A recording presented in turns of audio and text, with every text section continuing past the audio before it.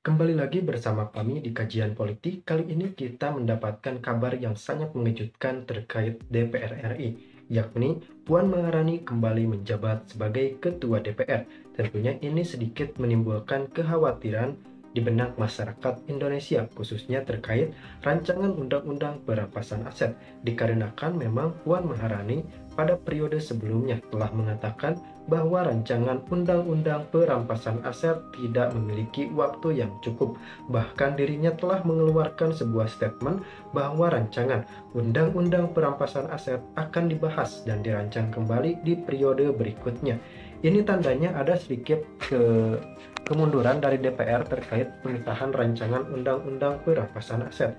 Padahal rancangan undang-undang perampasan aset ini telah dikirimkan surat presidennya oleh Bapak Presiden Joko Widodo, dan Presiden Joko Widodo berulang kali mengirimkan atau mendorong kepada DPR untuk segera mengesahkan rancangan undang-undang perampasan aset.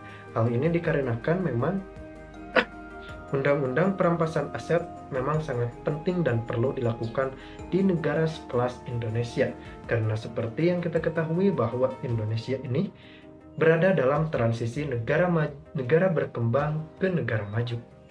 Tentunya dari negara berkembang ke negara maju ini kita memerlukan sebuah kemajuan yang inovatif yang tentunya berguna untuk menunjang aspek hukum undang-undang perampasan aset. RUU perampasan aset dinilai sebagai senjata yang sangat efektif untuk mencegah korupsi di dalam negeri, serta untuk mengembalikan kembali aset-aset Indonesia yang memang telah diambil alih oleh para koruptor dengan cara yang tidak benar. Tentunya kami berharap bahwa rancangan undang-undang perampasan aset ini segera dikesahkan oleh pemerintah, dikarenakan memang undang-undang perampasan aset urgensinya penting dan mendesak. Ini artinya penting dan mendesak, sangat diperlukan oleh Indonesia, dan anggota DPR pun telah dilantik pada kemarin. Kita hanya perlu menunggu bagaimana kinerja DPR untuk segera mengesahkan rancangan undang-undang perampasan aset. Karena seperti yang kita ketahui bahwa kali ini kita memasuki fase menakar bagaimana Prabowo menangani korupsi di dalam negeri.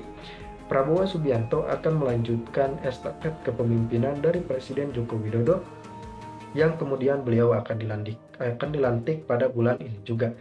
Tentunya ini sebuah angin segar bagi kita semua bahwa Prabowo pun ternyata mendukung sebagian program kerja yang krusial dari Presiden Joko Widodo.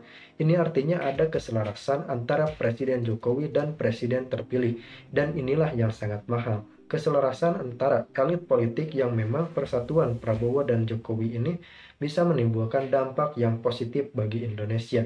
Karena elit-elit politiknya bersatu, maka tujuan Indonesia menjadi negara maju pun akan semakin mudah tercapai. Tentunya kita semua berharap bahwa Presiden terpilih Republik Indonesia bisa sejalan dengan pemikiran rakyat-rakyat Indonesia terkait undang-undang perampasan aset ini. Undang-undang perampasan aset dinilai sangat penting dan mendesak bagi Indonesia. Maka dari itu, di awal-awal statementnya, Prabowo Subianto mengatakan bahwa dirinya tidak akan segan-segan dan tidak akan pandang bulu dalam menghukum tindak pidana korupsi ini. Ini artinya sudah ada ketegasan dari Presiden Prabowo Subianto terkait hukum tindak pidana korupsi. Ini artinya bahwa pemerintah Prabowo Subianto sudah menyiapkan beberapa step atau langkah yang memang berguna untuk penanggulangan korupsi di Indonesia. Karena korupsi di Indonesia terus, semoga saja kita menyaksikan rancangan undang-undang perampasan aset ini disahkan di era kepemimpinan Prabowo Subianto, dan tentunya kita berharap itu semua. Kita harus mengawal bersama bagaimana rancangan undang-undang perampasan aset ini, bagaimana progresnya di DPR. Kita harus kawal dan monitor bersama tentunya untuk kemajuan bangsa Indonesia.